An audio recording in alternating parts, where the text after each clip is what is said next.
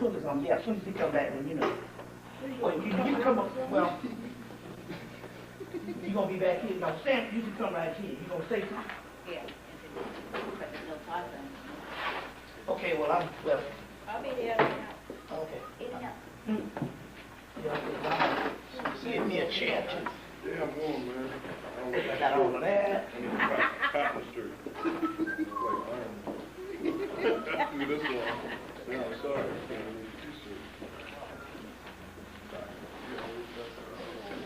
All right. There he is. Great. Okay. Come here, Pooh.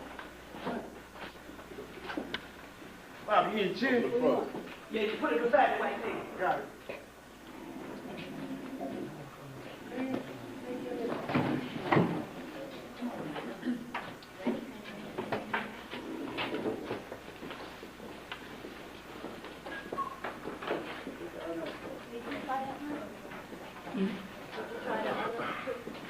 No, I just went ahead and did one that was the best.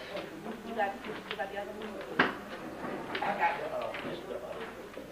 the things I could always make that overlay. I didn't think one like that. Yeah.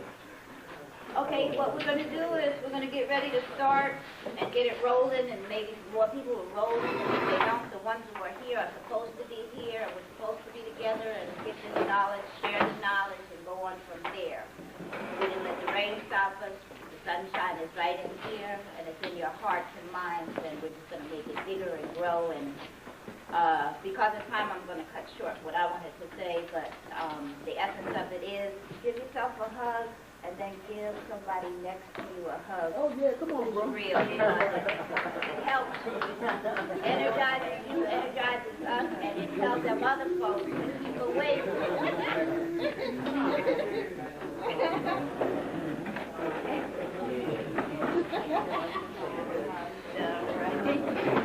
This is the church. You take the CH off of one end, the CH off of the other. You are the church.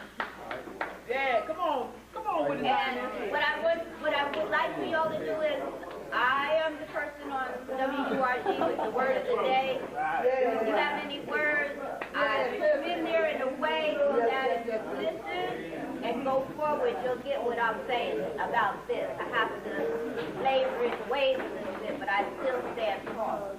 And I don't crimp on what I say. So bear with me, take the words, and we go from there. Yeah. And then who do we have here but Mr. Robert Hemmitt, then physician, God is God. Huh? And I'd like to thank myself. I'd like to thank all of Diane. I'd like to thank Robbie and Linda, and most of all, I have to thank my soulmate, Mr. Robert S. Bracey, otherwise known as Magik.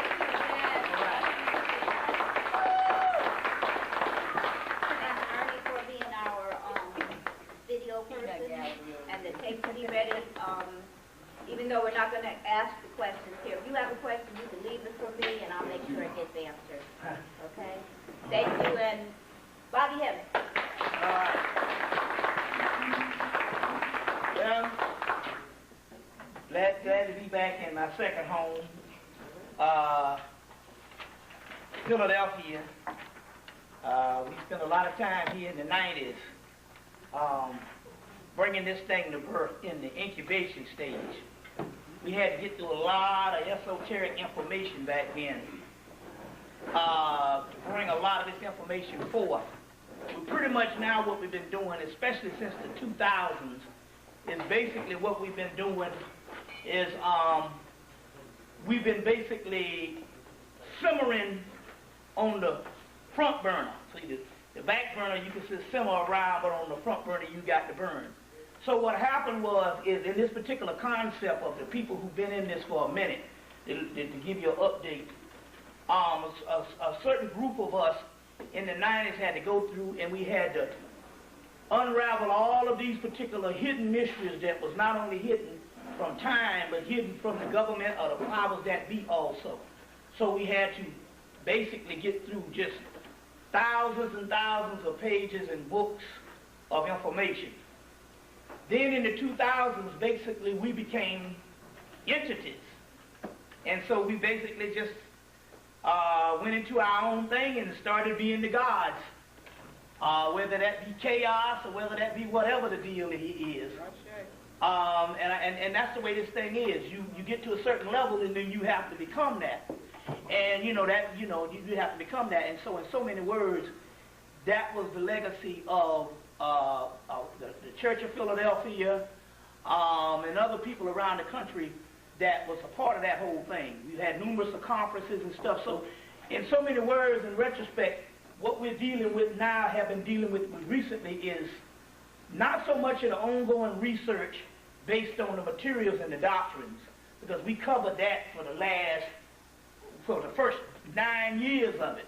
What we're dealing with now is basically the research and the living essence of the gods and the spirit world. And sometimes, even when you don't even know there's a spirit world around you, there's always a spirit world. It's also, like I said, we did a lot of our work with Sister Delilah over on Shoe Avenue or Shoe Street? Shoe Avenue. So we did a lot of the work in the 90s there. We used to come, I think I used to come up here every other month. And also, a lot of information came. Sister Sharon back there was a powerful entity. One of the ones that would speed read and access the books, and between that whole crew, a lot of rituals are done and a lot of things on getting the bearings in how this stuff was made. I met a good friend, Brother Bob Cece. Brother Bob Cece, which in so many words bought every book that I told him to buy. Even some I didn't buy my damn self. But so we had that whole thing going and all, and to let you know that the whole God self is, he went on until he got hit by a car and proved that we are all unbreakable. So in so many words, he got hit by a car and didn't know he was hit and survived it with no bones broken or nothing. And so in so many words, he was the crash dummy for all of us that's actually unbreakable.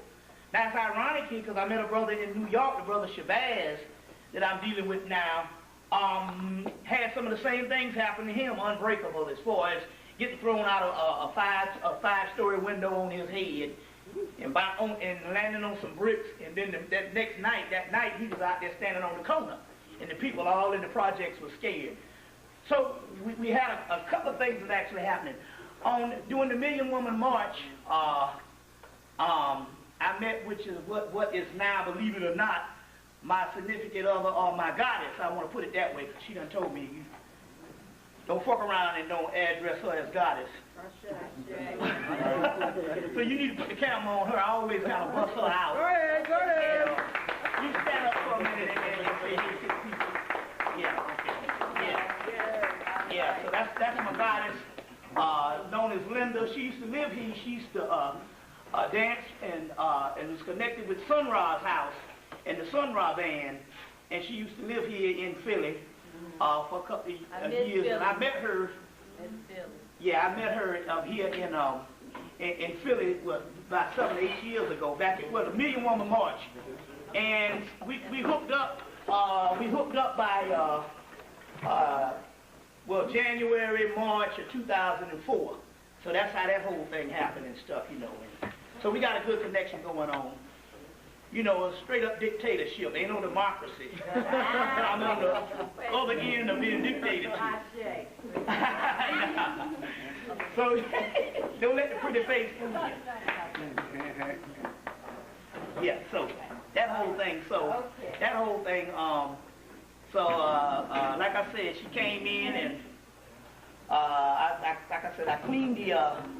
I cleaned the house thoroughly for her so she could move down from D.C. because she moved back to D.C. I cleaned the house thoroughly for her, and then she came in that Tuesday and started cleaning for 2 weeks. So I guess a man's clean is different than a woman's clean. And in so many words,